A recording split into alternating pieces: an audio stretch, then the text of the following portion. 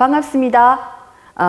동의대학교 교수임에서 평생교육 강사인 양근숙입니다. 오늘 저는 여러분들과 코로나 시대 명강사 되기라는 주제로 강의를 진행하겠습니다. 반갑습니다. 코로나 시대, 이 시대의 명강사 되기 강의를 준비한 양근숙입니다. 지금부터 코로나 시대의 명강사 되기 위한 방법들 중에 교수 학습 실행 역량 제고를 중심으로 해서 강의를 진행하겠습니다.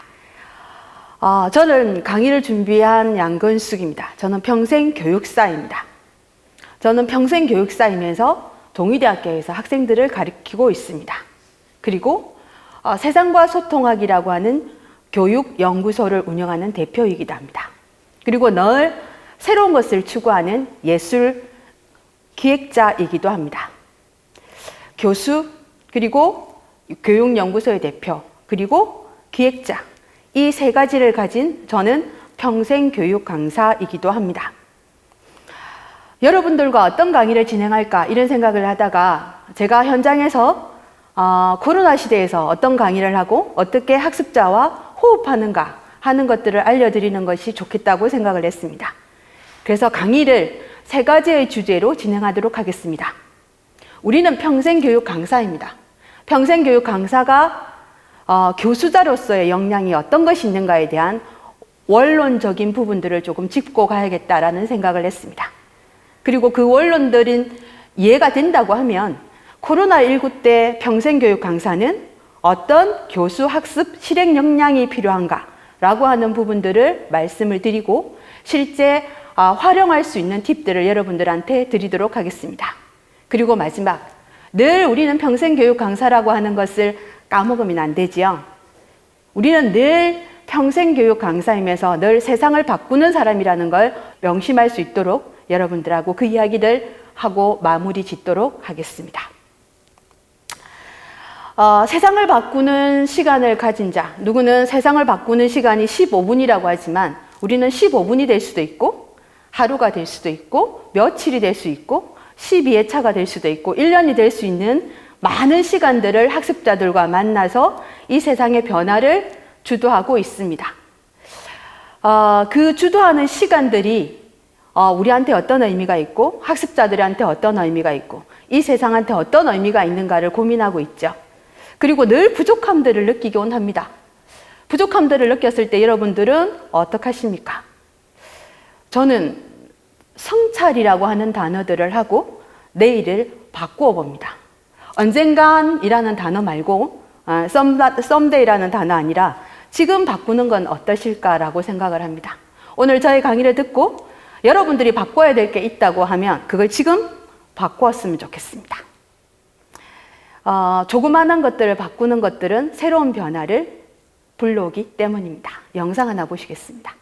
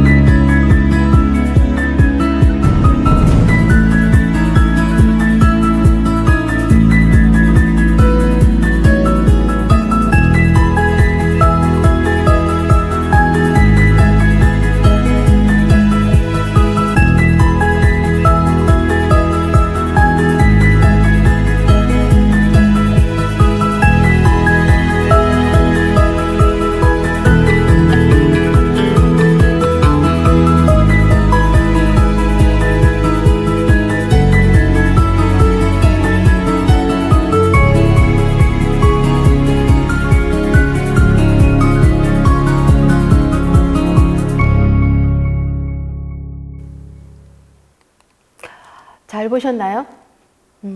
뉴욕 지하철의 범죄율을 낮추는 일은 자그마한 변화에서 출발을 했습니다. 우리의 거대한 변화들은 어쩌면 작은 변화들이 모여서 큰 물결이 되어서 세상을 바꾸는 게 아닌가라는 생각을 합니다.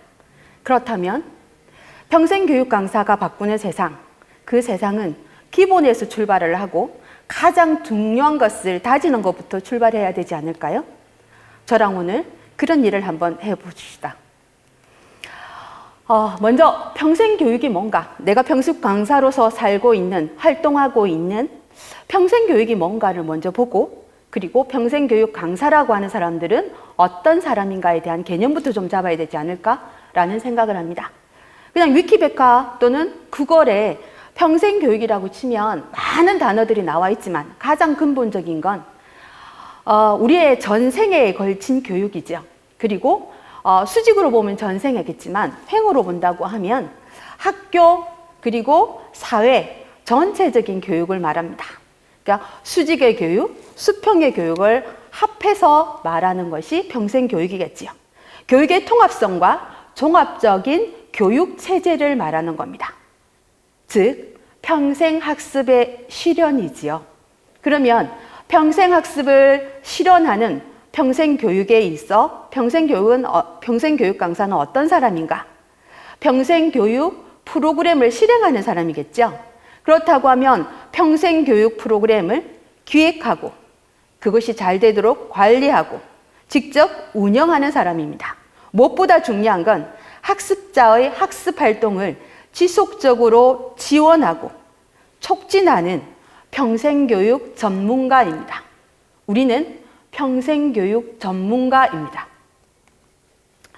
우리의 역량이 어떠냐에 따라서 우리의 수업을 듣는 평생학습자들은 많은 변화를 일으킵니다. 성인학습자들이 말하기를 평생교육 강사의 자질에 대해 긍정적으로 인식할수록 학습 만족도는 높습니다. 당연하겠죠.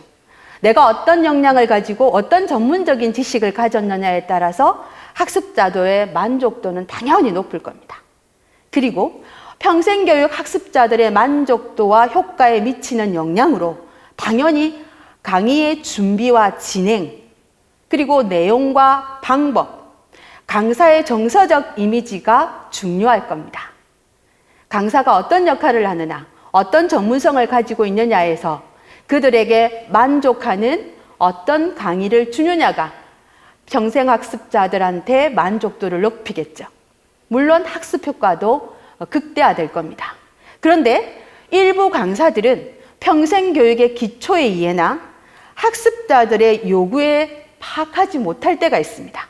그런 채로 강의에 투입되었을 때 교육 효과 저하는 물론이고요. 학습자들의 불만, 평생교육 기관 운영의 어려움을 초래하는 건 불보듯 뻔하겠지요. 그래서 우리는 평생교육 현장의 평생학습자들에 대한 두려움을 가져야 됩니다. 그리고 그들한테 최상의 교육을 마련하기 위해서 평생교육 교수자로서의 역량이 너무 중요하겠죠.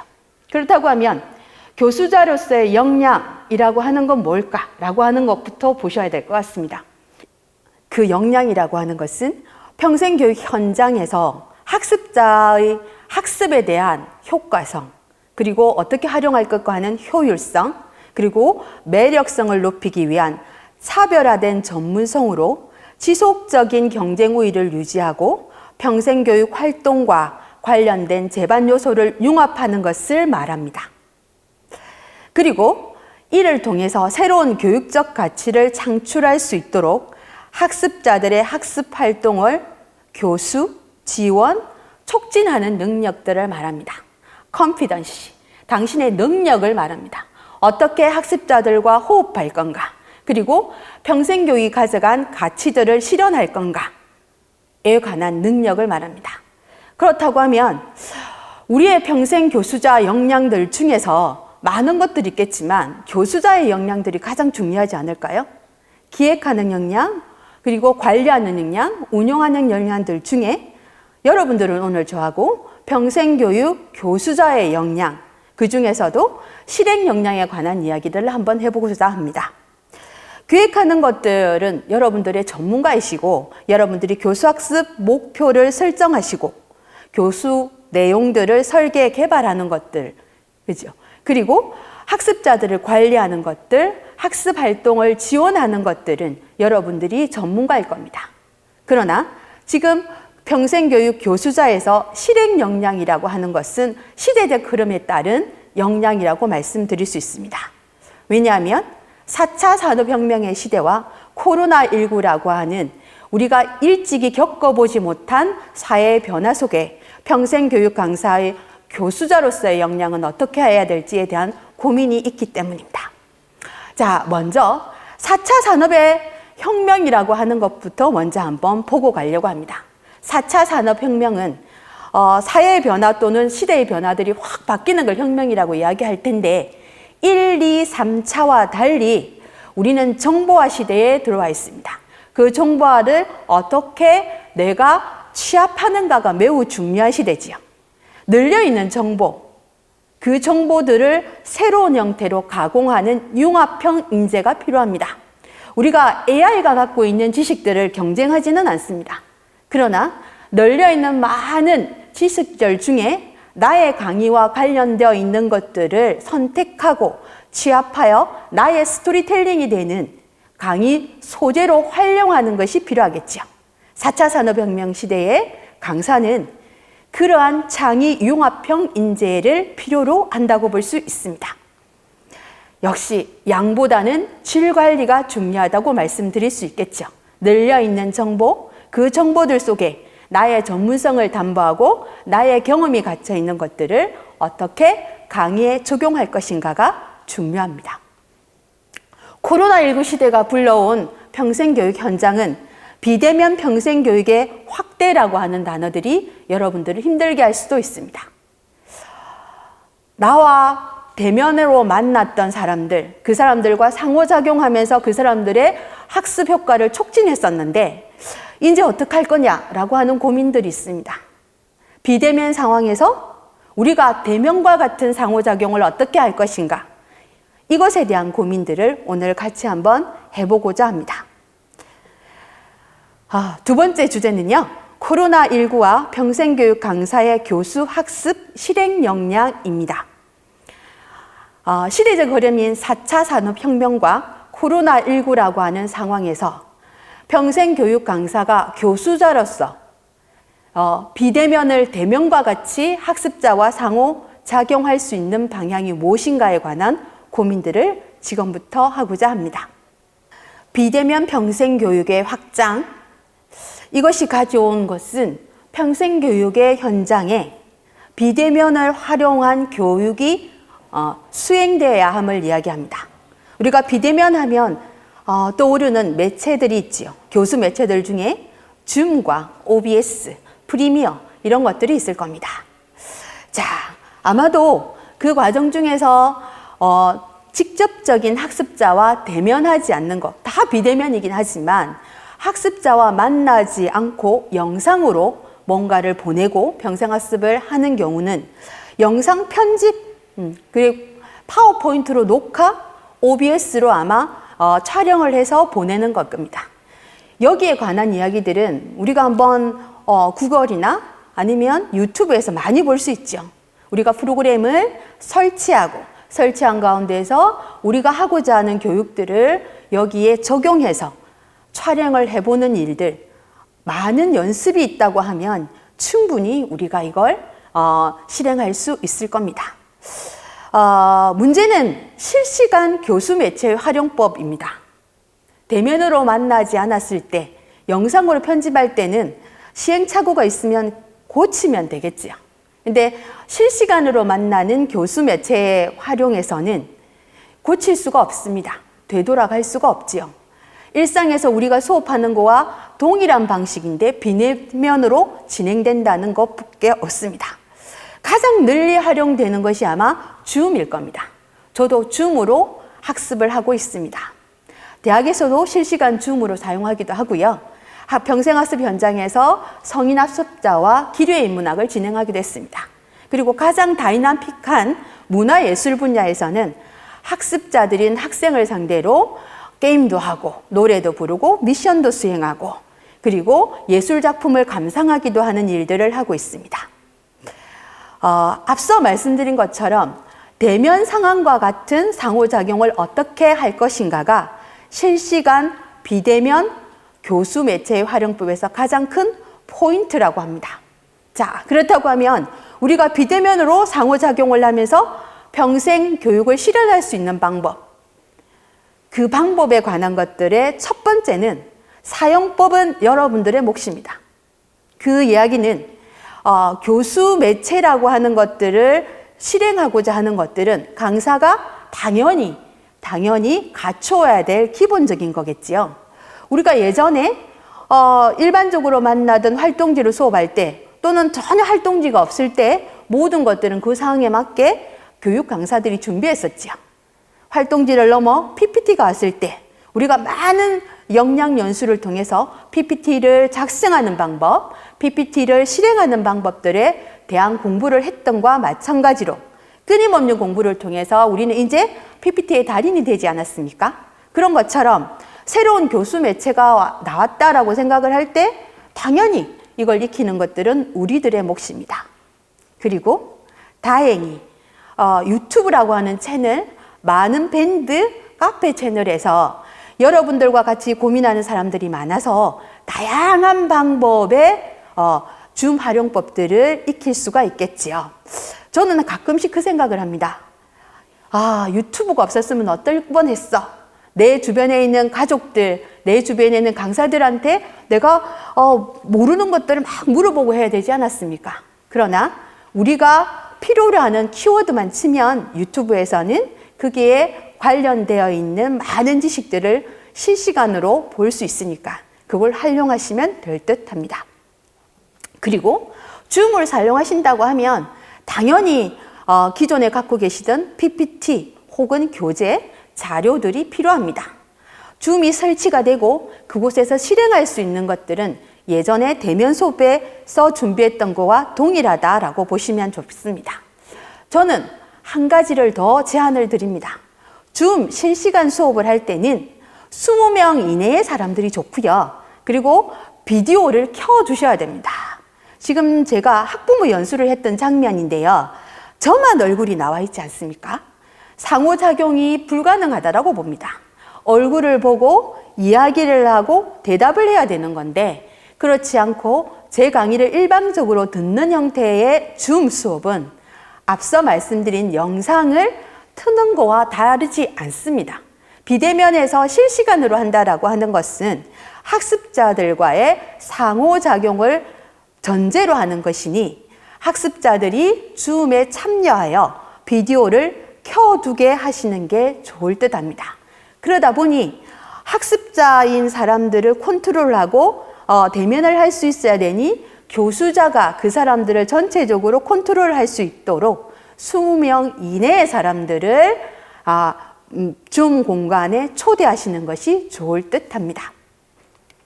자, 이제 줌의 환경이 다 갖추어졌다라고 하면 비대면에 맞는 교수학습 실행 역량이 중요하겠지요. 그러면 비대면에 맞는 교수학습 실행 역량은 어떤 것인지 한번 보겠습니다. 평생교육 강사의 교수학습 실행 역량은 정주현 교수님의 논문에 의하면 학습 내용의 전문성이 있어야 된다라는 이야기를 합니다. 여기는 두말할 나위 없이 중요한 거겠지요.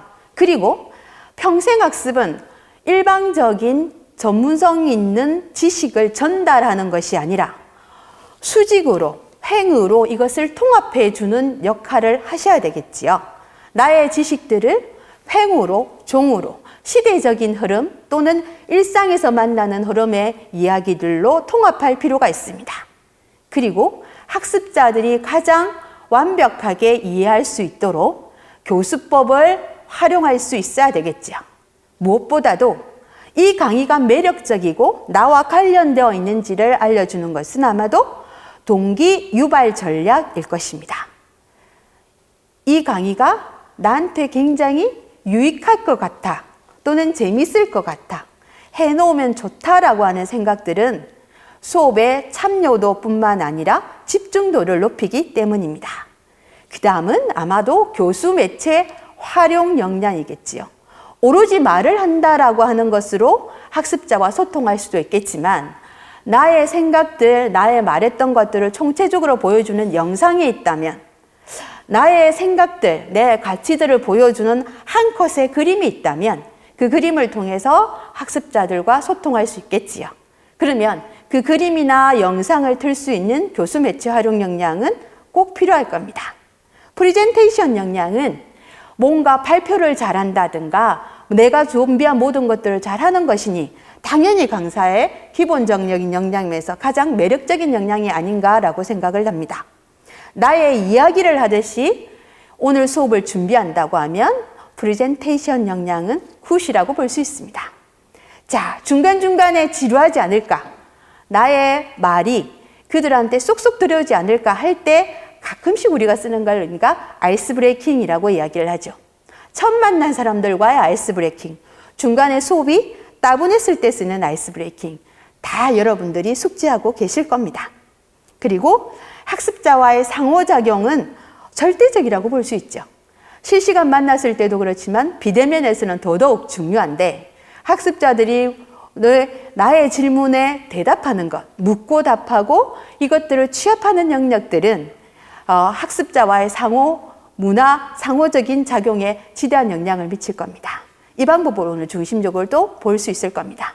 그리고 무엇보다 나의 강의가 굉장히 가치롭다라고 하는 생각, 그리고 여러분들이 나와 만나서 보다 나은 세상을 만들겠다고 하는 긍정적인 태도 역량, 그리고 조금은 처지지 않고 역동적이면서 열정적인 강사의 어떤 제스처라든가 또는 말투라든가 필요한 역동적, 열정적 태도들이 평생교육 강사의 교수학습 실행 역량이라고 합니다. 많죠. 근데 우리가 열상 하는 거지 않습니까? 하고 있는 것들을 이렇게 학문적으로 내려다 보니 10개 가까이가 되네요. 이런 역량들을 다 갖추고 있으리라고 보고 오늘은 제가 비대면과 관련되어 있는 이런 역량들, 교수, 학습, 실행 역량을 중심으로 말씀드리려고 합니다. 먼저 학습 내용의 전문성, 통합 역량들은 여러분들이 갖고 있는 기본적인 형태의 지식들을 횡으로, 종으로, 체계적으로 정리하는 역량이지요. 가장 중요하고 기본적인 건 저희들은 그렇게 합니다. 교수 설계안을 설계하셔야 되죠. 교수 설계안을 가지고 나의 지식을 어떻게 배치할 건가, 그리고 나의 수업 방향이 어떤 건가를 다지는 것은 매우 중요합니다. 그죠? 그리고 나의 수업들이 어떤 흐름으로 갔을 때 학습자들한테 가장 효과적이냐를 고민하겠습니다. 수업의 방향성, 그리고 수업의 흐름은 도입부에서 그들과 어떻게 라포를 형성할 것인가, 전개 부분에서 그들의 동기 유발은 어떻게 할 것이고, 수업의 전개 방식이 작은 것에서부터 출발할지 큰 흐름에서 출발을 할지에 관한 것들을 충분히 고려한 상태에서 수업을 진행하시겠지요. 이러한 것들을 설계하시는 교수와는 무엇보다도 중요하다라고 보실 수 있습니다. 보시다시피 수업의 방향성, 교육이 추구하는 사회적 가치와 관련되어 있는 수업의 방향성, 저희가 아까 사회적 가치를 실행하는 사람이라고 하지 않았습니까? 나의 수업들이 좀 더 나은 세상을 만든다라고 하는 사회적 가치에 관련되어 있는 방향성으로 전개될 수 있도록 하셔야 되겠지요. 당연히 도입부에는 강사와 강의 소개가 있어야 오늘 이분 강사와 나는 어떤 수업을 하는가라고 하는 전체적인 그림을 그릴 수 있을 겁니다. 그래서 혹시나 수업을 하다가 내가 지금 어떤 수업을 들어왔을지 이렇게 고민할 때 맞아. 앞에 오늘 우리는 이 수업을 하러 왔지. 이걸 듣고 가면 돼. 라고 하는 방향성을 가질 수 있습니다. 활동은 당연히요. 학습자와 어떻게 활동할 것인가를 이야기하면서 그 사람들이 흥미를 높일 수 있는 동기유발, 그걸 출발을 해서 오늘 수업과 관련되어 있는 촉매 경험이라고 하는 관련된 경험들을 제시하고 그들과 함께 지식의 세계로 가고 그 지식들이 종으로 횡으로 연결되면서 풍부한 평생학습을 경험하게 되겠지요. 그리고 마지막은 오늘 배운 내용에 대한 정리가 필요합니다. 오늘 내가 어떤 것을 배웠고 그리고 이것이 어떻게 쓰일 것인가. 저는 마지막을 더 중요시하는데요. 여운을 남기는 것들이 굉장히 좋습니다. 질문을 하나 툭 던져 놓는 건 어떠실까요? 오늘 이걸 봤을 때 하나의 영상이 나오면서 실제 우리가 배운 지식들은 현실에서 그렇게 잘 활용되지 않는답니다. 지식과 관련되는 방향성이 있지만 우리 사회는 조금 더 더딘 것 같습니다. 우리가 어떻게 해야 될까요? 하는 한마디가 그들한테 긴 여운을 남기며 다음 차시의 수업에 동기 유발이 될 것입니다. 수업 준비가 잘 되었다고 하면 수업에 활용되는 학습 자료도 매우 중요하죠. 내가 PPT는 잘 챙겼는지, 오늘 상호작용할 수 있는 뭔가 카드라든가 뭔가 사물들은 잘 챙겼는지, 그리고 PPT의 영상에 들어갈 것은 평생학습관에 있는 것인지, 인터넷은 잘 준비되어 있는 것인지에 관한 이야기를 하겠지요. 학습자들한테 오늘 활동이 있는데 활동과 관련되어 있는 준비물을 안내했는지에 관한 것들도 학습 자료에 다 포함시킬 수 있다고 볼 수 있습니다. 자, 그럼 학습 내용의 전문성, 통합 영역은 이 정도면 될 것 같습니다. 자, 전문성을 높이는 방법은 제 방법대로 좀 한번 보여주려고 합니다. 저는 아까 교수학습의 전문성이라고 하는 것들을 우리는 이제 4차 산업혁명 시대에는 널려있는 지식들을 어떻게 가공할 건가, 통합할 건가가 굉장히 중요하다라고 생각을 했습니다. 아까도 제시된 것처럼요. 여러분들 평생교육 강사의 전문성은 넓고 깊은 지식이 좀 필요하다라고 생각을 합니다.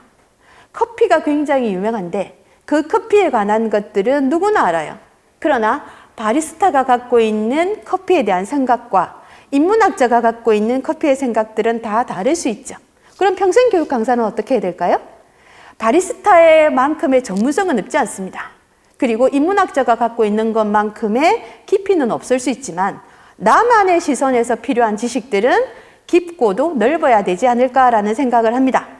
그래서 커피 하나 가지고도 세계사를 운운할 수 있다. 커피 하나 가지고도 심리적인 걸 이야기할 수 있다. 커피 하나 가지고도 종교를 이야기할 수 있다라고 생각을 한다면 심리를 공부하시는 선생님들, 학습하시는 선생님들을 위한 강사님들은 커피가 갖고 있는 향, 커피가 갖고 있는 대화의 기술들에 관한 이야기를 하시면 될 것 같고, 역사를 수업하시는 선생님께서는 커피를 중심으로 종으로 행으로의 역사 이야기를 하시면 될 것 같습니다. 그 이야기 안에 나만의 시선을 확보하는 것이 매우 중요할 것 같습니다. 그래서 커피와 세계사를 공부하시는 분들, 그리고 커피가 아십니까 혹시? 세계 무역량의 2위라고 합니다.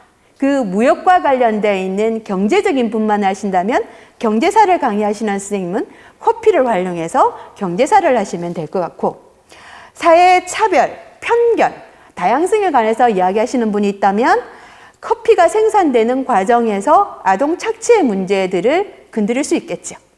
커피 하나를 가지고 깊고 넓게 공부하시는 가운데 내가 필요한 부분만 취사 선택하는 역량이 매우 중요할 수 있습니다.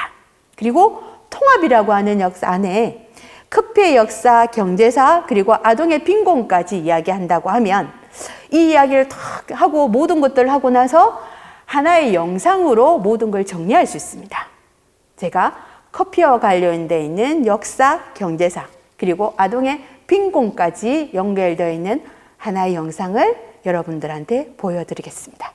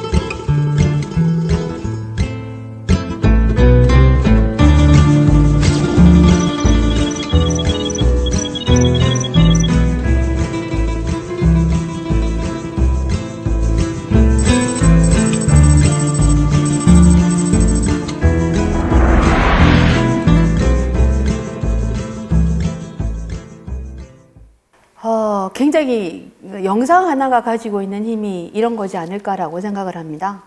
아마도 제가 이 영상 하나를 틀기 위해서 1시간 내지 2시간은 강의를 해야 될 것 같지요. 커피가 어디에서부터 시작되었는가라고 하는 이야기를 하고, 이것이 이슬람으로 넘어가서 이슬람의 수도성한테 어떤 역할을 했을까?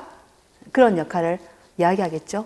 우리가 모카항이라고 하는 게 있는데, 우리가 모카 골드 이런 단어 쓰지요. 이건 모카라고 하는 지역명입니다. 많은 커피들이 모카항에 모여서 수출이 되는 과정이었는데요. 이런 이야기도 좀 하고, 그리고 이제 커피라고 하는 것이 세계사 속에서 이제 아메리카노가 등장하는 장면이 있습니다. 앞쪽에 살짝 나왔는데, 영국이 식민지였던 미국을 대상으로 많은 홍차의 과세를 높이면서 홍차가 너무 비싸서 이제 홍차에 대해서 막 버리는 사건이 나오죠. 보스턴 차 사건이라고 하는 거 있습니다. 그래서 이제 우리는 영국의 차가 아닌 다른 차를 마셔야 되겠다라고 했고, 그것이 커피였다고 합니다. 그래서 우리가 먹는 아메리카노는 보스턴 차 사건 이후에 홍차를 대신한 미국의 차라고 보시면 되겠습니다.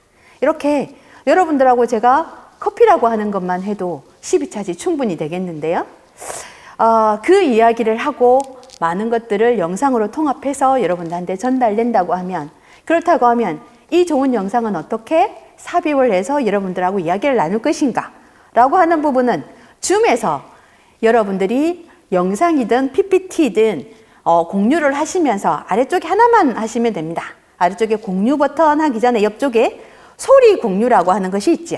소리 공유를 하고 여러분들이 PPT를 재생하시면, 슬라이드 쇼 하시면 여러분들이 대면 수업에서 하던 것과 동일하게 학습자들이 비대면 상황에서도 소리와 함께 영상을 함께 볼 수 있습니다. 그리고 그 영상을 보고 나면 여러분들하고 다시 일상적인 형태의 대화를 통해서 상호작용하고 질문과 대답을 하겠지요. 자, 그러면 두 번째는 이제 동기 유발 전략입니다. 앞에서 충분히 전문성과 통합 역량이 갖춰졌다고 하면 비대면 상황에서 실제 대면 상황과 같이 어떻게 이분들이 수업에 참여하고 유발하면 동기를 유발을 시킬까 하는 것이잖아요. 그럼 저는 그 이야기를 합니다. 한번 아침에 첫 수업할 때 인사를 드리고 가끔씩 제가 앞쪽에 멘트를 한 때가 있습니다. 오늘 맛있는 커피 드셨나요? 어떠셨나요? 라는 이야기를 합니다. 제가 오늘 10시에 시작을 했다면 그 이야기 하겠죠. 오늘 날씨가 쌀쌀한데 커피 한 잔 드셨나요? 라고 이야기할 겁니다. 우리가 어젯밤에 어떤 피로 멍한 상태를 깨워주는 건 커피니까 커피 이야기를 하고 묻겠죠. 어떤 커피 드셨어요? 라고 이야기를 하고 그 이야기에서 저는 진하게 먹습니다. 에스프레소 먹습니다. 아닙니다. 저는 맑게 먹습니다. 아메리카노, 연한 아메리카노 먹습니다. 아닙니다. 저는 비엔나 커피를 먹습니다. 또는 많은 이야기를 하겠지요. 그 이야기들이 학습자들한테 오늘 저와 같이 첫 번째 수업에 참여할 의욕을 주는 거지요. 그래서 그걸 저희는 촉매 경험을 자극한다라고 이야기를 합니다. 학습자의 관심사. 자, 우리가 정치사를 공부한다고 하면 지금 국감이 어떻게 이루어져요? 라고 이야기한다든가 코로나 상황이 어때요? 라고 하는 것들이 있겠지요. 그리고 오늘 차를 마신다고 하면 이렇게 쌀쌀한 날씨에는 환절기라고 이야기를 하고 이 환절기 때 따뜻한 차가 필요할 것 같아요. 라고 이야기하면서 학습자들한테 질문을 던지고 학습자들은 자기의 경험을 이야기하겠죠. 그리고는 아니다 이야기하면서 그것보다 더 좋은 게 있다라고 하는 새로운 지식들을 마구 말씀하시겠습니다. 그 말씀하시는 가운데서 우리가 교학상장이라는 단어를 떠올리죠. 자, 내가 수업을 하는 교수자로서의 수업도 있지만 학습자와 대화를 통해서 그들의 지식들을 내가 흡수하고 나도 학습하겠죠. 그래서 교수자와 학습자가 학습을 통해서 서로 성장할 수 있을 것입니다. 이게 상호작용이 가진 큰 매력이 있습니다. 그렇다고 하면 동기유발도 아마 그래야 되지 않을까라고 생각이 듭니다. 비대면에서는 당연하겠지요. 비대면에서 저는 이렇게 예전에 있던 커피 같은 것들을 떠올려 줍니다. 예전에 있던 커피 메뉴, 그리고 예전에 제가 먹었던 것들은 아마도 커피 맥심 넣고 프리마 넣고 우리가 설탕, 배분도 이랬어요 라고 하는 것들을 추억을 해서 저와 같이 만나는 학습자들이 아 그랬지 라는 이야기를 하겠지요. 그리고 지금은 어때요? 라고 해서 현실 속으로 돌아와서 다양한 커피들을 이야기하는 메뉴판을 보여줍니다. 정말네요. 카페 모카가 있었군요. 또는 카라멜 마키아토가 있었군요. 라고 이야기하면서 카라멜 마키아토는 좀 달던데 언제 먹으면 좋을까요? 라고 이야기하면 여러분들은 당장 당 떨어졌을 때 라고 이야기할 건데요. 오후에 마시는 이야기들을 할 겁니다. 이런 이야기들을 하면서 이제 저는 본격적인 형태의 저 수업에 들어가겠습니다. 충분히 학습자와 상호작용이 이루어졌고 동기유발이 됐겠지요. 그러면 커피와 관련되어 있는 인문학 수업을 할 수 있을 것입니다. 근데 저는 커피와 관련된 인문학 수업을 하지 않습니다. 제 수업이 뭔지 한번 맞춰보시는 것도 굉장히 중요할 것 같은데요. 커피라고 하는 것이 우리가 맥심, 모카, 골드 뭐 이런 것들 맥심으로 들어왔을 때 그리고 나서 우리가 커피가 보편화되었을 때 지금처럼 보편화되었을 때는 변화라고 하는 과정을 거치죠.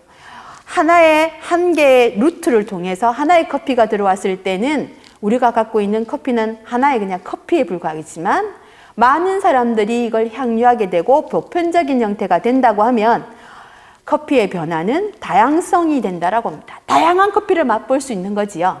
그래서 저는 이 수업에서 뭔가 세상이 변하고 교통통신이 발전하고 많은 사람들이 교류하는 가운데서는 하나의 일률적인 것이 아니라 다양함들이 존재하는 세상이 된다. 그래서 저는 문화 다양성 수업이나 다문화사회 이해에 관련되어 있는 수업을 할 때 이 커피를 사용하곤 합니다. 그래서 우리가 어떤 것들을 사용할 것인가에 따라서 동기유발들은 매우 적절할 때도 있고요. 부적절할 때도 있지만 내가 좋아하는 것, 학습자가 좋아하는 것, 관심 있는 것들을 가져다가 나의 수업 주제와 연관시키는 것들은 매우 좋은 방안이라고 생각을 합니다. 많은 고민을 해서 많이 사용해 보시면 좋을 듯 합니다. 자, 그럼 지금은 코로나19와 관련되어 있는 것부터 출발하시는 건 어떨까요? 내가 사회적인 문제에 관한 혐오라든가 그리고 다양한 형태의 이야기들을 할 때 코로나와 관련되어 있는 배려 문제, 공감 문제 이런 이야기를 할 수 있겠습니다. 사회적 연대가 얼마나 중요한가? 코로나19로 극명하게 드러난 불평등을 어떻게 해소할 건가? 이런 큰 문제들도 다룰 수 있고요. 저처럼 소소한 이야기도 할 수 있습니다. 그리고 세계사 이야기도 할 수 있고요. 그죠? 자, 이 이야기들이 충분히 학습자들의 동기유발이 되었다고 하면 이제는 학습자들과 상호작용할 수 있는 교수 매체 활용 역량에 관한 이야기를 하고자 합니다. 제가 앞서 말씀드린 것처럼 OBS라든가 영상을 일병적으로 트는 것이 아니라 실시간 줌에서 사용하는 방법들을 여러분들과 함께 진행하고자 합니다. 당연히 줌은 설치하시면 됩니다. 그죠? 이것들은 아마도 줌에 설치하는 방법들은 일반적으로 있을 텐데 저는 개인적으로 앞서 줌을 구입을 했어요. 근데 구입한다라고 하는 것들은 줌이 유료라고 하는 것에 문제가 있겠죠. 근데 한 번씩은 줌 수업이 일반화된다고 생각을 하면 줌의 사용권을 많이 갖는 것이 중요하고 내가 활용 영역을 극대화시킬 수 있다고 하면 이 줌은 한번 구입해 보시는 것도 좋겠습니다. 저는 1년짜리를 구입했었는데요. 이 1년 형태로 구입을 해놓고 나면 내가 모든 수업들을 활용 용도가 되게 높습니다. 굳이 우리가 회의를 만나자서 할 필요가 없지요. 시간과 공간을 초월해서 실시간으로 우리는 회의를 할 수 있는 또 다른 형태의 하나의 공간을 마련하는 거니까요. 그 공간을 마련하고 또는 구입했을 때 다양한 형태의 학습자들과 소통할 수 있는 방법도 매우 다르기 때문에 교수 매체에 관한 지식뿐만 아니라 이것에 대한 활용도도 고민을 하셔서 줌을 설치하시면 됩니다. 제가 앞서 동기유발을 어떻게 할 거냐라고 하는 거 안에 큰 방법들 중에 하나는 화이트보드 기능입니다. 실시간 줌에서 공유를 하실 때 화이트보드라고 하는 기능이 있어요. 그러면 그 기능을 통해서 아까 오늘 커피 어떤 커피 드셨어요? 여러분들은 어떤 커피를 좋아하십니까? 라고 하는 이야기를 하고 질문과 답도 할 수 있는데요. 게임으로 들어간다면 이걸 보여주는 것도 되게 중요하지요. 우리가 대면으로 해서 판서를 하는 거와 동일하다는 생각을 하시면 됩니다. 판서를 어디서 한다? 줌 상황에서 화이트보드에서 한다라고 보시면 되지요. 그러면 선생님들이 줌을 그대로 틀어놓고 이야기를 하는 걸 넘어서 줌 안에 있는 기능들을 활용할 수 있어야 됩니다. 선생님들이 생각하시는, 강사님들이 생각하시는 그 칠판이 화이트보드에 있으니 학습자들의 대답을 실시간으로 적었고 그걸 확인하고 독특한 사항이 나왔을 때 이걸 기점으로 해서 우리가 모두가 그 사람들을 중심으로 이 커피는 어떤 커피예요? 왜 이걸 생각하셨나요? 라고 질문을 받을 수도 있으니까요. 뭔가 적힌다라고 하는 것들은 확인할 수 있고 또 다른 질문을 만들 수 있기 때문입니다. 자, PPT 화면은 그대로 이용하실 수 있습니다. PPT 화면들을 그대로 이용해서 그 속에 있는 기능들을 하시면 아까처럼 화이트보드로도 커피에 관한 이야기를 할 수도 있지만 PPT 안에 빙고판을 만들어 둔다든가 이렇게 해서 그 안에 직접 실시간으로 학습자들이 말하는 내용들을 적어가면서도 수업이 가능합니다. 그래서 이 부분들은 충분히 활용하실 수 있습니다. 또 활동지를 보면서도 가능하지요. 내가 오늘 PPT 준비하지 못한 것 같아요 라고 하면 활동지를 펴놓으시고 수업을 진행하시고 한글을 띄워놓으시고 하시고 학습자들은 제 교재를 갖고 있는 동일한 형태의 활동들을 하시면 그 활동들은 다시 그 학습자의 화면들을 비추면서 확인할 수 있습니다. 그래서 내가 미션을 드렸고 그 미션을 어떻게 수행하고 있는가의 학습자들을 보여주기를 통해서 나의 학습 정도를 확인할 수 있습니다. 자, PPT도 괜찮으시고요. 화이트보드도 괜찮으시고요. 활동지도 괜찮으시고 그것들을 다 실제 수업에서 활용할 수 있는 교수, 매체, 학습 역량이 필요하다. 활용 역량이 필요하다라고 보실 수 있습니다. 자, 이제 줌에서 활용 능력들 중에 나의 수업과 관련된 것들을 어떻게 활용할 것인가가 익혀졌다고 하면 이제는 학습자들하고 어떻게 커뮤니케이션 할 것인가 하는 것들에 대한 고민이 좀 필요하겠죠. 저는 가장 많이 쓰는 것들은 아까도 말씀드린 것처럼 비디오를 다 켜야 됩니다. 비디오를 켜고 나와 이야기를 하죠. 마치 실시간으로 대면을 하고 눈을 마주치는 것과 동일합니다. 저희 상호작용에서 가장 중요한 건 눈을 마주치는 거지요. 그 사람에 대해서 관심을 갖고 그 사람들이 말하는 것들을 보고 있다라고 하는 것은 매우 중요한데 수업에서 확실히 가능합니다. 자, 근데 내가 지금 형편이 켤 수 없다. 그리고 비디오를 켤 수가 없고 나는 지금 조금 이동 중이다 라고 할 때 줌은 더 적절합니다. 어떤 기능이 있냐면 채팅 기능이 있습니다. 듣고 잠깐의 채팅을 통해서 말을 하면은 못 보이지만 나의 의견을 드릴 수도 있죠. 그러면 그 의견을 받아서 우리가 나머지 학습자들이 모두 그와 관련되는 이야기를 나눌 수 있습니다. 자, 묻고 답하고 그 답한 것들에 대해서 다시 한번 교수자가 촉진시키고 그 이야기에 대해서 한 단계 더 나아가게 이야기하는 것 그리고 물었을 때 어떤 사람은 대답을 할 것이고 어떤 사람은 또 어떻게 해요? 채팅에 남기고 그 채팅들을 총합해서 이야기를 정리하고 다음 단계로 넘어갈 수 있습니다. 그래야 학습자들이 했던 하나하나의 말들에 대해서 나는 그들에 대해서 반응하는 사람이 되니까요. 이게 아마 커뮤니케이션 역량이 아닌가라고 생각을 합니다. 제가 문화예술 교육을 하고 있습니다. 문화예술 교육에서는 특히 이제 성인 학습자와 달리 아동은 굉장히 집중도가 낮지요. 그 집중도가 낮은 아이들하고 어떻게 상호작용할 건가는 매번 저희들의 고민이기도 합니다. 그 고민들 속에 많은 이야기를 하는데요. 그래도 저는 끊임없이 이야기를 합니다. 아이들을 전체적으로 볼 수 있는 가운데서 하나하나 대면을 하듯이 인사를 나누고 같은 모션을 통해서 이야기를 나눕니다. 오늘 인사 어떻게 할까? 주먹 인사 할까?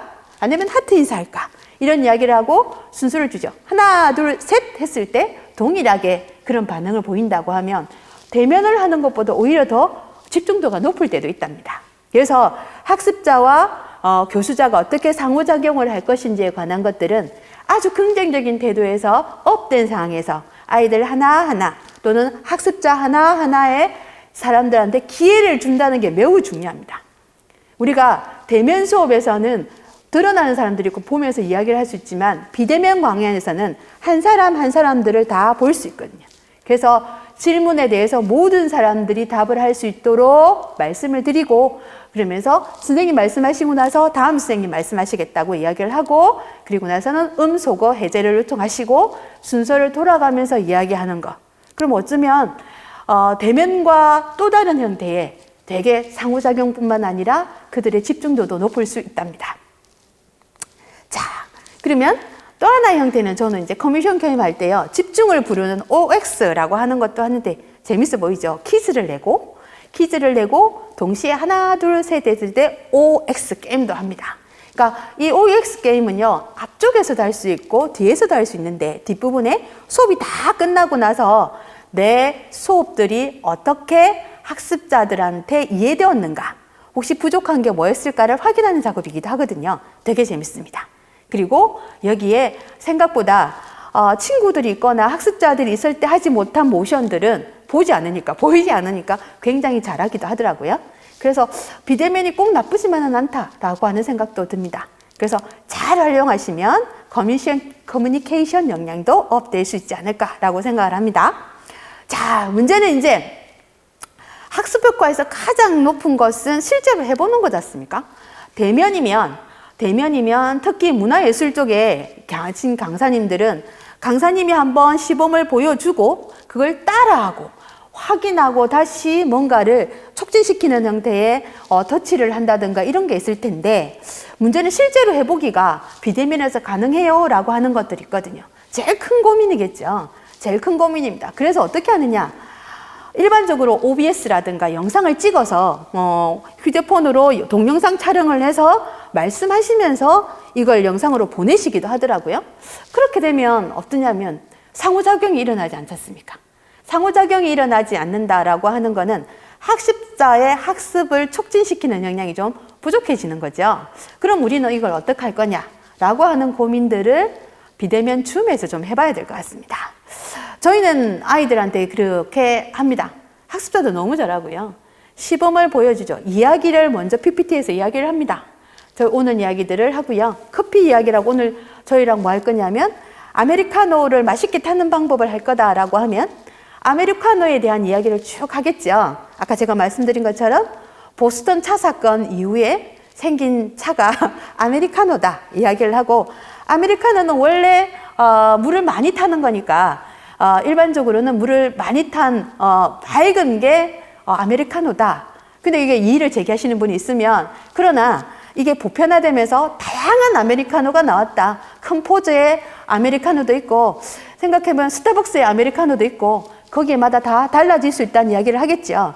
그 이야기를 하는 것들이 매우 중요합니다. 그 이야기를 하고, 그렇다고 하면 이제 커피를 가는 방법에 대해서 이야기를 하겠죠. 향을 내는 방법, 가는 방법들은 강사님이 직접 하셔야 되죠.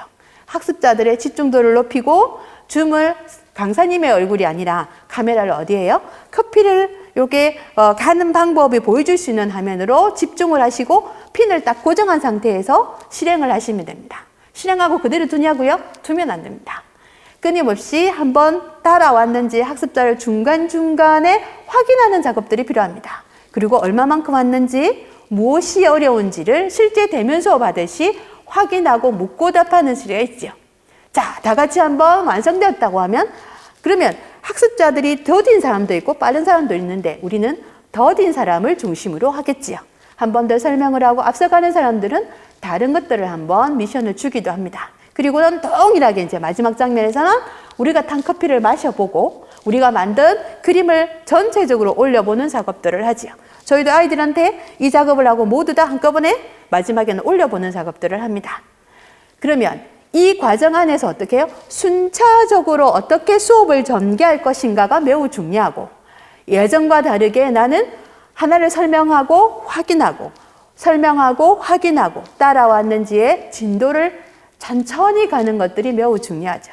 그래서 어쩌면 실제 대면 수업보다 줌 수업은 더딜 수도 있습니다. 시간은 많이 더 갈 수도 있겠지요. 그렇지만 우리가 이 대면 수업에서 커뮤니케이션을 하려고 하면 그 사람들을 하나 확인하고 묻고 답하고 실제 하고 있는 걸 보여주고, 보여준 것들을 다시 따라하고 있는지 그분들도 학습자들도 자기 상태를 보여주는 역량들이 매우 중요하다라고 생각합니다.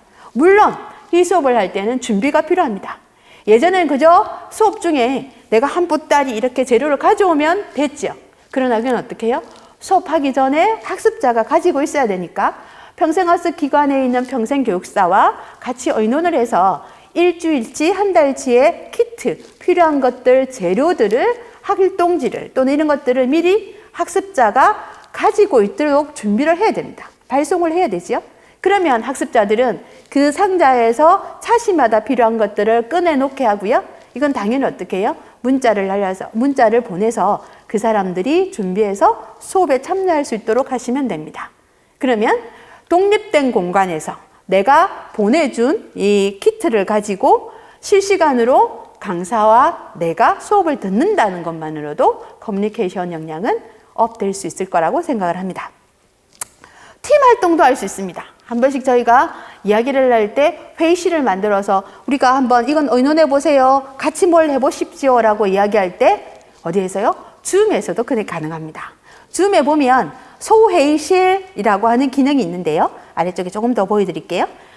줌을 여러분들이 설치하시고 나면 아래쪽에 소회의실이라고 하는 곳이 있습니다. 그 소회의실에 팀원들이 만약에 다 들어와 있다면 이분들한테 소회의실로 팀을 구성해서 소회의실로 이동해서 팀 활동도 가능합니다. 미션을 주고요.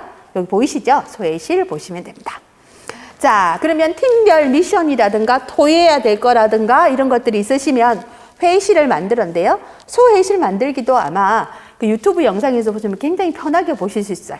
그래서 팀을 2개 만들고 싶다, 3개 만들고 싶다라고 해서 그 숫자를 하면 자동적으로 팀이 만들어지죠. 그러면 만들어지고 나면 그들만의 세상이냐? 아닙니다. 강사님들은 각 팀에 들어가 있는 소회의실로 직접 하실 수 있지요. 소회의실에서 회의 시작을 하고 나면 이렇게요. 소회의실에 참가라고 하는 표시 있으시죠? 이 참가라고 하는 곳에 들어가면 앞에 있는 요 회의시별로 어떤 토론이 이루어지고 있는가, 어떤 활동이 있는가라고 하는 것들도 보실 수 있고, 나도 여기에 참여해서 상황들을 듣고 답할 수도 있습니다. 그러고 나면 이제 우리가 팀별 미션을 주거나 회의를 줄 때는 시간이라고 하는 게 정해져 있죠. 그러면 시간을 일정 시간 정해서 토의하십시오. 그럼 그들을 다시 우리의 줌 상황으로 나와야 되겠죠. 그때는 종료라고 하는 버튼이 있으니까 몇 분 이후에 회의가 종료됩니다라고 하는 걸 알림을 띄워서 그들이 다시 전체 수업에 참여할 수 있도록 하시면 됩니다. 자, 이제 수업의 분위기를 활성화시키는 아이스 브레이킹 역량입니다. 아이스 브레이킹 역량도 유튜브에 보시면 줌으로 아이스 브레이킹 하기 하는 부분들이 많이 나와 있습니다. 그래서 이것들은 충분히 활용할 수 있는데요. 제가 보니까 연습이 필요합니다. 그러니까 많이 활용해 보시는 분들이 이건 줌 수업은 잘 하시는 것 같거든요. 실제로 수업 중간중간에 우리가 많은 것들을 하지 않습니까? 상호작용할 수도 있고요. 수업에 전환을 가져올 수 있고 수업을 촉진하기도 하고 수업을 재미나게 하는 방법도 있는데 그 아이스 브레이킹 역량들도 한번 보려고 합니다. 자, 물건으로 말해요 라고 하는 것들은 되게 재밌는 것 같더라고요. 제가 해본 것들 중에. 그래서 이렇게 이야기합니다. 집의 공간에 물건을 좀 선택해 보십시오 라고 합니다. 집에 있는 것들인데 특정 단어를 주고요. 3개, 주변에 있는 물건들 중에 3개를 선택해서 오십시오 라고 하면 줌 상태에서 이제 이동을 하죠. 물건을 찾아와요. 그러면 그 물건을 찾아와서 3개를 보여주죠. 그러니까 모든 학습자들이 그 물건을 3개 정도를 보여주고 1군 질문을 합니다. 3개 정도는 선택을 할 수 있게. 좋아하는 친구에게 선물한다면 그 3개 중에 어떤 걸 선물하시겠습니까? 라고 이야기하면 들겠죠. 근데 우리가 봤을 때 친구한테 선물할 물건이 아닌 것 같아 할 때는 이유를 물어봐야 되겠죠. 그러면 물어보면 그 학습자가 아주 기발하게 이야기를 할 때가 있습니다. 논리적으로 애매하지만 굉장히 기발한 이야기 했을 땐 다 같이 웃기도 하고요. 그 과정에서 가장 부드럽게 많은 사람들이 수업을 원활하게 할 수 있으니까 아이스 브레이킹이 잘 된 것 같습니다. 그래서 저는 아이스 브레이킹을 할 때요. 평생 교육사들이라든가 교육 강사들 이런 사람들한테 게임이나 미션을 줄 때 어떤 걸 줘야 되느냐고 이야기하면 철저하게 수업과 관련돼 있는 미션들이 움직여져야 된다고 이야기를 합니다. 수업과 전혀 상관이 없는 것들은 오히려 수업의 집중도를 방해할 때가 있거든요. 중요한 것은 게임이나 미션이 수업 내용과 연관되어 있어야 한다는데 명심하시면 됩니다. 커피와 관련되어 있는 인문학을 하기 때문에 앞쪽에서 제가 어떻게 해요?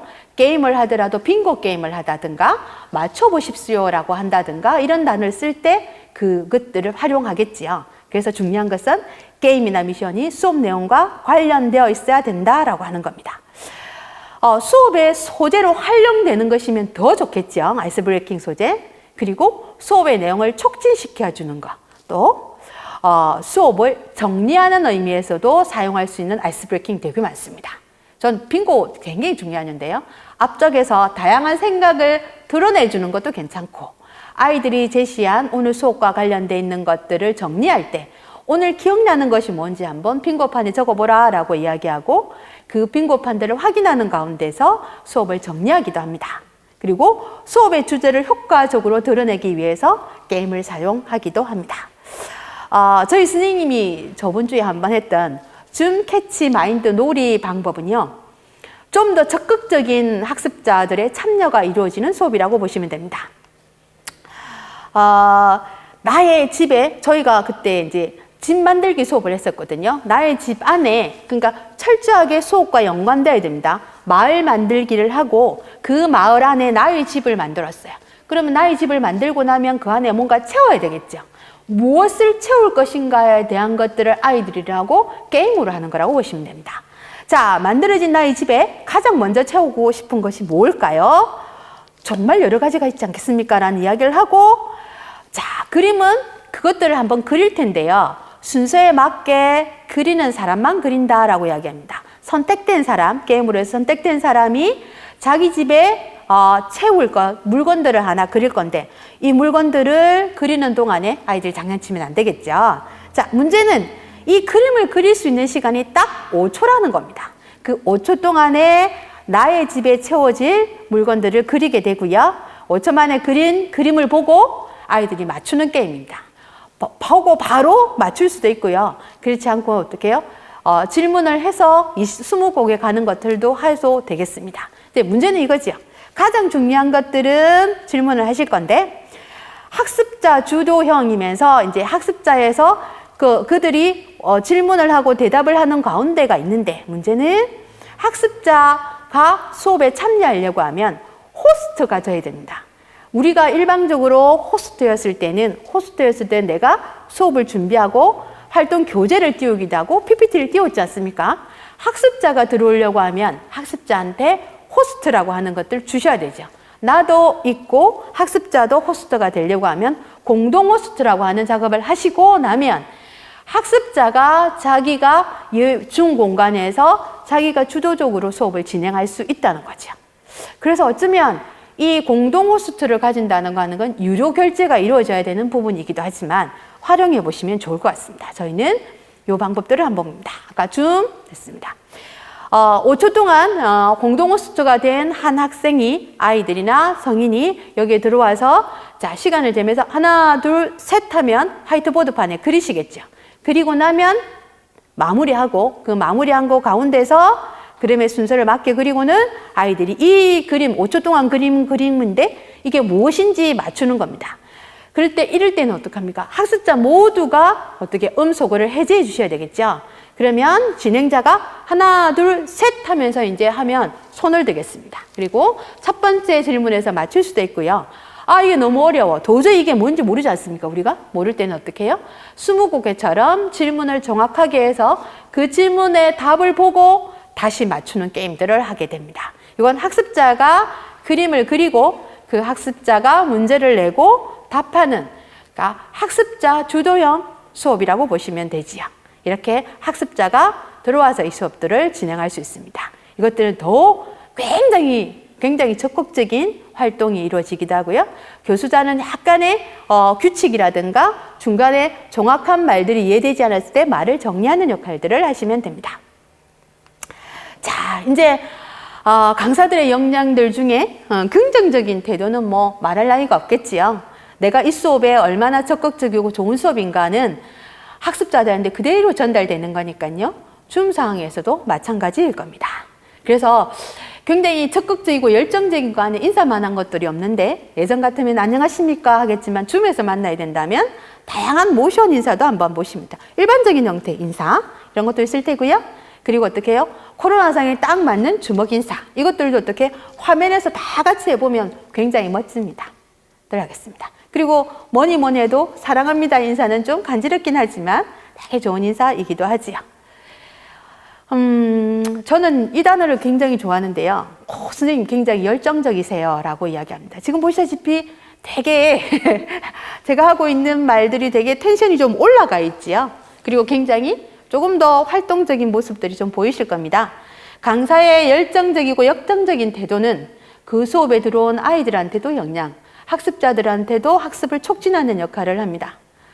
당신들이 얼마나 좋은 수업을 듣고 있는가를 확인하는 작업은 그 강사의 열정에서 그들한테 느껴질 거니까요. 이런 역량들이 교수, 학습, 실행 역량이다 라고 보실 수 있습니다. 가장 적극적인 사람이 우리가 되어야 되겠지요. 자, 이렇게 저는 오늘 평생 교육 강사의 교수, 학습, 실행 역량에 관한 이야기를 했습니다. 당연히 코로나와 관련돼 있는 거겠지요. 마지막은 짧게 제가 색깔 있는 평생교육 강사는 어떤 사람인가 라고 하는 이야기들을 조금 하고 마무리 지으려고 합니다. 앞쪽에 지식이 채널에서 제가 커피에 관한 이야기들을 했어요. 지식이 채널이니까 굉장히 오래됐죠. 근데 수업과 관련돼서 이만한 콘텐츠가 없다라고 생각을 했습니다. 그럼 거기를 계속 쓸까요? 그러면 이건 어떻게 해요? 또다시 어디예요? 업그레이드가 필요한데 업그레이드는 어떻게 해요? 지금 시대에 맞는 영상을 찾는 것, 자료를 찾는 것입니다. 나의 수업과 연관되면서 또 다른 질문을 던질 수 있다? 또 다른 형태의 뭔가 지식을 전달할 수 있는 영상들이 필요하겠죠. 자, 아까 커피의 비밀에서 코로나와 만난 커피와 관련된 이야기입니다. 6월 12일, 오늘은 세계 아동 노동 반대의 날입니다. 지난 2002년 불법 노동 현장에서 착취당하는 어린이들의 현실을 알리고 아동 노동 문제를 해결하고자 아동 노동 반대의 날을 만든 국제노동기구는 그 어느 해보다 올해 아동 노동 문제에 관심을 기울여 줄 것을 촉구했는데요. 코로나19가 세계적으로 확산되면서 아동 노동이 급증할 것으로 예상되기 때문입니다. 세계가 지금 당장 돌아봐야 할 아동 노동 문제, 뉴스에서 전해드립니다. 지난 4월 인도에서는 안타까운 사건이 발생했습니다. 코로나19로 국가 봉쇄령이 내려졌던 인도에서 3일간 100km 이상을 걸어 어디론가 향했던 12세 어린이 자말로 마드캄이 길 위에서 숨진 채 발견된 것입니다. 아이의 목적지는 부모님이 기다리는 집. 출발지는 고된 노동에 시달리던 농장이었죠. 코로나19가 확산하던 2월, 가족의 생계를 위해 머나먼 일터로 떠났다 끝내 집에 돌아오지 못한 12세 소녀 자말로 마드캄. 국제노동기구 ILO와 아동인권 전문가들은 현재 코로나19가 세계적으로 확산하는 상황이 어린이 수백만 명을 불법 노동 현장으로 내몰 것이라고 우려합니다. 아동인권에 취약한 나라에서 코로나19로 인한 부모의 사망과 실직, 그리고 가계 수입 감소가 아동 노동으로 연결되고 있기 때문이죠. 최근 발표된 한 보고서에 따르면 커피와 코코아 생산량 세계 1위인 코트 디부아르에서는 가계 수입이 10% 줄어들자 값싼 아동 노동이 5% 늘었습니다. 세계 아동 노동 인구는 약 1억 5천만 명 이상. 이 가운데 절반이 5세에서 11세 사이의 어린아이들입니다. 국제사회는 2025년까지 모든 형태의 아동 노동을 근절하겠다는 목표를 세웠지만 코로나19라는 장애물이 등장한 것입니다. 2014년 노벨 평화상 수상자이자 불법 아동 노동 현장에서 아동 8만여 명을 구출한 인도의 시민운동가 카일라시 사티아르티는 최근 각국 정부에 해결책을 제시했습니다. Every government must protect their most vulnerable And the richest countries must give a fair share, at least $1 trillion, to the children who are in most need everywhere in the world.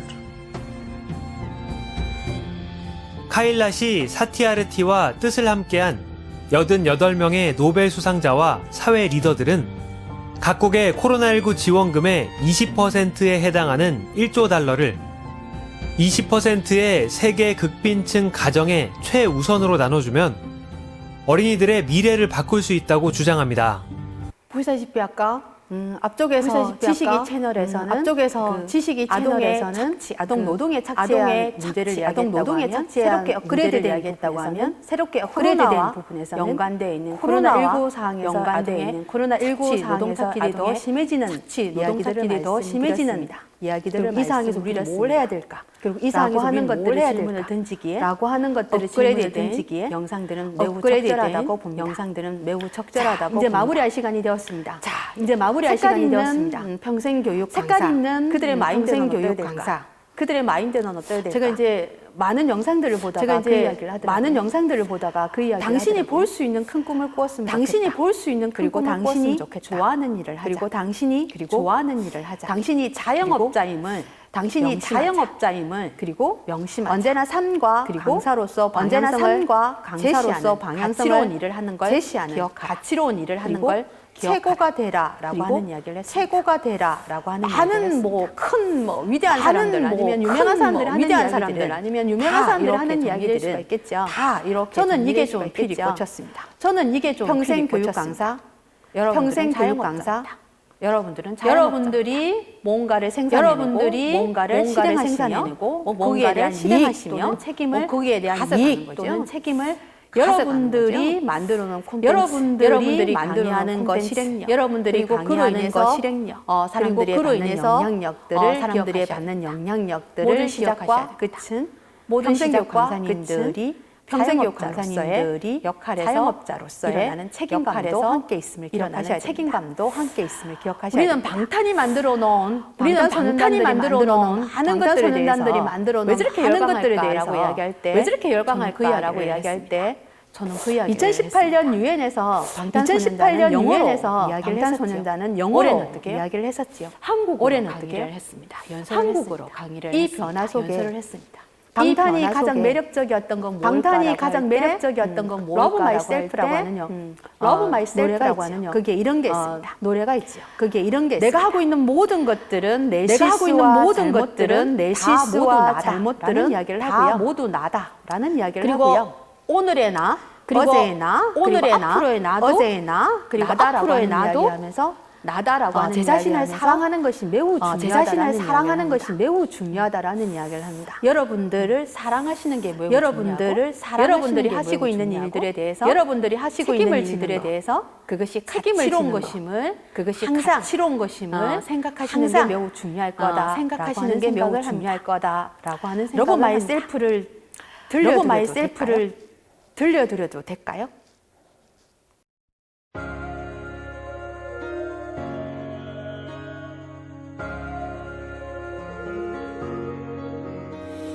눈을 뜬다 어둠 속 나 심장이 뛰는 소리를 났을 때 마주본다 거울 속 나 겁먹은 눈빛 해묵은 질문 어쩌면 누군가를 사랑하는 것보다도 어려운 게 나 자신을 사랑하는 거야. 솔직히 인정할 건 인정하자. 네가 내든 잣대들은 너에게 더 엄격하단 걸. 네 삶 속에 굵은 나이트 알게 또한 널 일부 넓게 이제는 나 자신을 용서하자 break. 우리 인생은 길어 미러 속에서 난 미러 겨울이 지나면 다시 봄은 오는 거야. 차가운 밤의 시선 초라한 날 감추려 없이 뒤척였지만 수많은 별을 막기 위해 난 떨어졌던가 이제 수천 개의 찬란한 화살의 반역은 나 하나 Show me all have reasons I should love